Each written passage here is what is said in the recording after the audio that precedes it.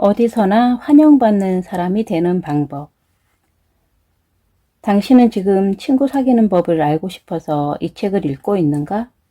그렇다면 왜 이 세상에서 친구를 가장 잘 사귀는 자의 기술을 배우지 않는가? 그는 누구일까? 당신은 내일이라도 길에서 그를 만날지 모른다. 당신과 3미터 정도 가까운 거리를 두고 마주하게 되면 그는 꼬리를 살랑거리며 반갑게 당신을 맞이할 것이다. 당신이 멈춰서서 다정하게 등이라도 두드려준다면 그는 자신이 당신을 얼마나 좋아하는지 보여주기 위해 펄쩍펄쩍 뛰며 좋아할 것이다. 그리고 당신은 그의 애정 표현 이면에 어떠한 숨은 의도도 없다는 것을 알고 있다. 그는 당신에게 부동산을 팔고 싶어 하거나 당신과 결혼하고 싶어서 그러는 것이 아니다. 살기 위해 일하지 않아도 되는 유일한 동물이 개라는 것을 아는가? 닭은 알을 낳아야 하고 젖소는 우유를 짜야 하고 카나리아는 노래를 불러야 한다. 하지만 개는 인간에게 사랑만 주고도 먹고 산다. 내가 5살이었을 때 아버지는 노란 털이 복슬복슬한 강아지를 50센트에 사오셨다. 그 강아지는 내 어린 시절의 빛이자 기쁨이었다. 매일 오후 4시 반이 되면 강아지는 마당에 나와 그 예쁜 눈으로 한시도 떼지 않고 거리를 지켜보고 있었다.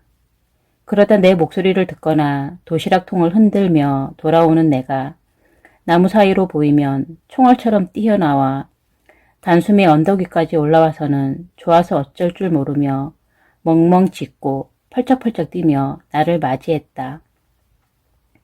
강아지 티피는 5년 동안 나의 한결같은 친구였다. 그러던 어느 날 밤이었다. 나는 그 밤을 영원히 잊지 못할 것이다. 티피는 나에게서 30m 정도도 떨어지지 않은 곳에서 벼락을 맞아 죽고 말았다. 티피의 죽음은 내 유년 시절의 비극이었다. 티피, 너는 단 한 번도 심리학 관련서를 읽어본 적이 없겠지? 사실 그럴 필요도 없었어. 누군가에게 진심으로 관심을 가지면 다른 이들의 주목을 끌려고 애쓰는 사람이 2년 동안 사귈 수 있는 것보다 더 많은 사람들을 2달 안에 사귈 수 있다는 걸 너는 타고난 본능으로 알고 있었으니까. 이 점에 대해 다시 얘기해보자. 당신이 먼저 다른 사람에게 관심을 보이면 당신한테 관심을 갖게끔 애써서 2년 동안 사귈 수 있는 것보다 훨씬 더 많은 친구를 2달 안에 사귈 수 있다. 하지만 우리는 다른 사람들의 관심을 받으려고 온갖 노력을 다하며 일생 동안 실수를 반복하는 사람들이 있다는 걸 알고 있다. 물론 그런 방법은 아무 소용이 없다. 사람들은 당신에게 관심이 없고 내게도 마찬가지다. 그들은 오로지 자기 자신에게만, 그것도 아침부터 저녁까지 온종일 관심을 들 뿐이다. 언젠가 뉴욕 전화회사는 사람들이 통화 중 가장 많이 사용하는 단어를 자세히 조사했다. 1위는 당신이 짐작한 대로 1인칭 대명사 나였다. 나라는 단어는 500번의 전화 한 통 중에 무려 3,990번이나 사용되었다. 나. 단체 사진을 볼 때 당신은 누구를 가장 먼저 찾아보는가? 만약 누군가가 당신에게 관심이 있다고 생각한다면 다음 질문에 답해보자. 오늘 밤 당신이 죽는다면 장례식에는 몇 명이나 올까? 당신이 먼저 다른 사람에게 관심을 갖지 않는데 그 사람이 당신에게 관심을 가져야 하는 이유는 뭔가? 연필을 들고 아래에 답을 적어보라. 만약 당신에게 관심을 갖게 할 목적으로 다른 사람에게 깊은 인상을 남기기 위해 애쓴다면 당신은 결코 진정한 친구를 사귈 수 없다. 친구, 그것도 진정한 친구는 절대 그런 방법으로 생기지 않는다. 그런데 나폴레옹은 그런 방식으로 사람을 사귀려고 했다. 조세핀과의 마지막 만남에서 그는 조세핀, 나는 지금껏 이 세상에서 누구보다 운 좋은 사람이었소. 그런데 지금 이후부터 내가 의지할 수 있는 사람은 당신밖에 없소. 라고 말했다. 그러나 역사가들은 나폴레옹이라는 인물이 과연 자신의 아내 조세핀이라도 믿을 수 있었던 인물이었을지 의문을 품는다. 오스트리아의 유명한 심리학자인 알프레드 아들러는 당신에게 인생의 의미는 무엇인가? 라는 저서에서 이렇게 말했다. 타인에게 관심을 갖지 않는 사람들은 인생에서 큰 고난을 겪고 타인에게 가장 큰 상처를 준다. 인류의 모든 실패는 이런 유형의 사람들로부터 기인한다. 당신이 아무리 수십 권의 두꺼운 심리학 서적을 읽는다 해도 이렇게 뜻깊은 구절을 찾기란 쉬운 일이 아니다. 나는 반복하는 것을 싫어하지만 아들러의 말 속에는 깊은 뜻이 있기 때문에 되풀이해 보겠다. 타인에게 관심을 갖지 않는 사람들은 인생에서 큰 고난을 겪고 타인에게 가장 큰 상처를 준다. 인류의 모든 실패는 이런 유형의 사람들로부터 기인한다. 예전에 뉴욕 대학교에서 단편소설 창작에 관한 강의를 들었을 때 당시 콜리어스지의 편집장이 초청 강사로 온 적이 있었다. 그는 자신의 책상에 굴러다니는 수십 편의 소설들 중 아무거나 하나 집어들어 몇 구절만 읽어도 그 작가가 사람에 대한 애정이 있는 사람인지 아닌지를 알 수 있다고 말했다. 그리고 이렇게 덧붙였다. 만약 작가에게 사람에 대한 애정이 없으면 사람들도 그 작가의 작품을 좋아하지 않습니다. 이 딱딱한 편집장은 창작 수업 중에 2번이나 멈추고서는 자신이 너무 설교조의 말을 늘어놓아 미안하다고 하면서 이렇게 말했다. 사실 제가 하는 말은 설교 시간에 듣는 내용과 다를 바 없습니다. 하지만 명심하십시오. 작가로 성공하고 싶다면 사람들에게 관심을 가져야만 합니다. 이 말은 소설을 쓰는 데 있어 통하는 이야기지만 직접 사람을 만나고 다루는 데 있어서는 그보다 3배 이상 더 잘 통하는 방법이라 할 수 있다. 하워드 서스턴이 브로드웨이에서 마지막으로 공연하던 날 저녁, 나는 그의 분장실을 찾아갔다. 자타가 공인하는 마술의 대가이자 특히 손마술의 황제였던 서스턴은 40년간 전 세계 순회 공연을 하며 계속해서 환상을 만들어내고 관객을 현혹시켰으며 놀라움을 금치 못하는 장면을 연출해냈다. 6천만 명 이상의 사람들이 그의 공연을 관람했고 그가 벌어들인 돈은 거의 200만 달러에 달했다. 나는 그에게 성공 비결을 물어보았다. 학교 교육은 분명 전혀 상관이 없었다.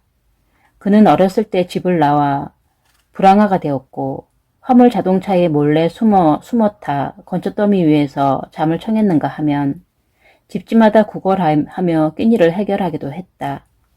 글 읽는 법은 철길을 따라 서 있는 기차의 표지판을 보고 겨우겨우 배웠을 뿐이다. 그렇다면 그는 마술에 대한 굉장한 지식이 있었을까? 그것도 아니다.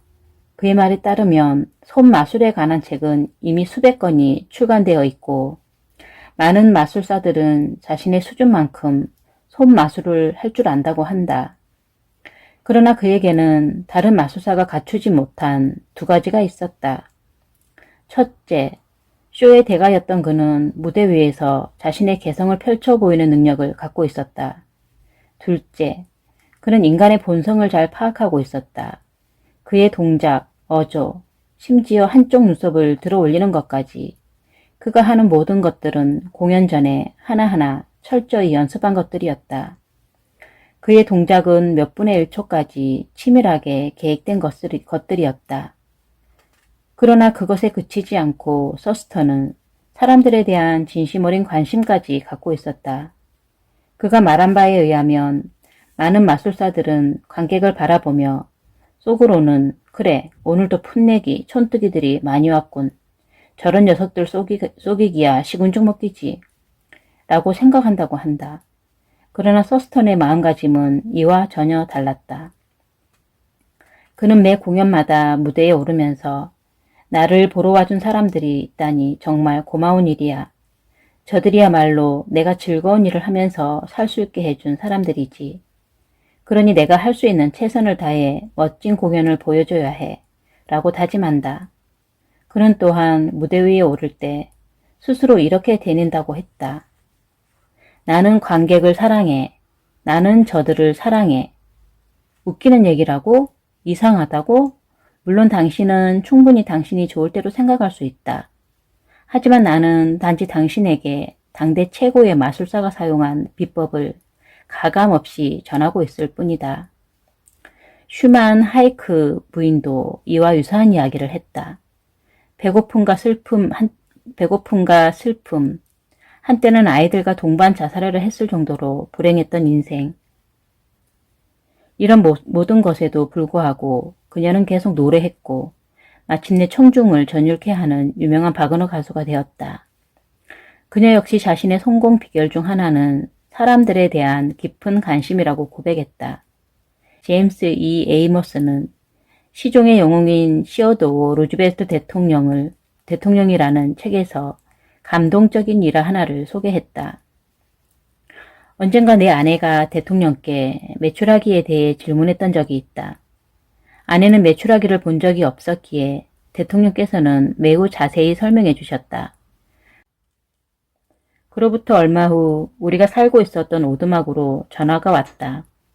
아내가 받았던 그 전화는 대통령께서 친히 하신 것이었다. 대통령께서는 창밖에 메추라기가 있으니 보고 있으면 밖을 내다보라는 말씀을 아내에게 해주시려고 전화를 걸었다고 하셨다.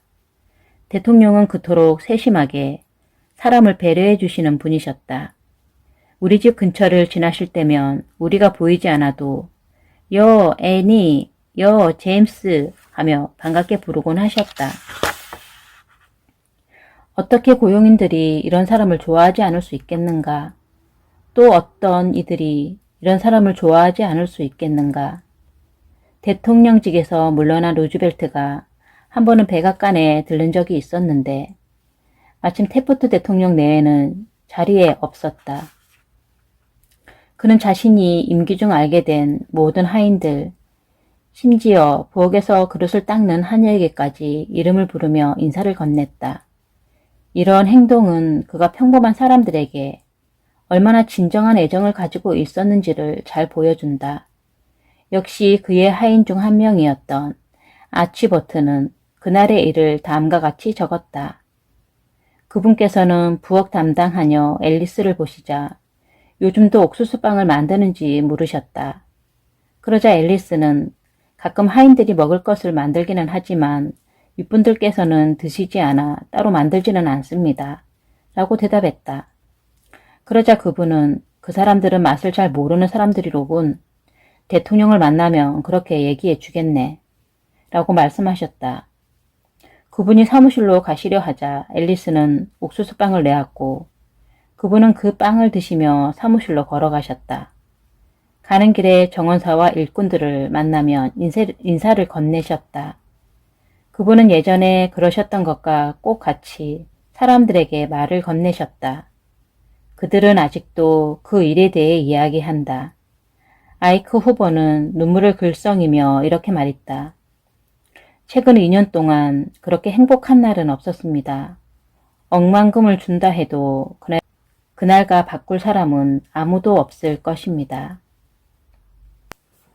친구를 사귀고 싶다면 상대를 위해 무언가를 해주는 노력이 필요하다.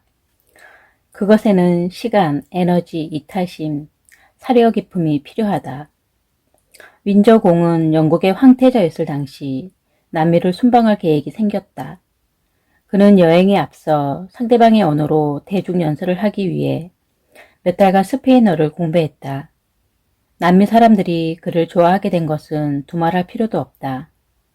나는 수년간 친구들의 생일을 알아내고자 노력했다. 내가 어떤 방법을 사용했을 것이라 생각하는가? 비록 점성술에 대해서는 문외한이지만 나는 우선 상대방에게 생일이 성격이나 기질과 관계있다는 걸 믿느냐 하면서 이야기를 시작하고 그러고 나서 그의 생일을 물어본다. 예를 들어 상대방이 자신의 생일은 11월 24일이라고 하면 나는 속으로 11월 24일, 11월 24일을 대낸다. 그리고 상대가 자리를 비울 때 그의 이름과 생일을 간단히 메모해놓고 나중에 생일 기록장에 옮겨 적는다. 그리고 그 생일을 연초마다 달력에 표시해둔다. 그러면 자동적으로 사람들의 생일에 신경 쓰게 된다.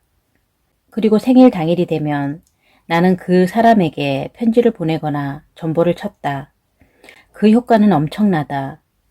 나는 종종 그의 생일을 기억해주는 사람들 중 한 명이 되었기 때문이다. 누군가를 친구로 만들고 싶다면 활기 있고 열성적인 자세로 그를 맞이하라.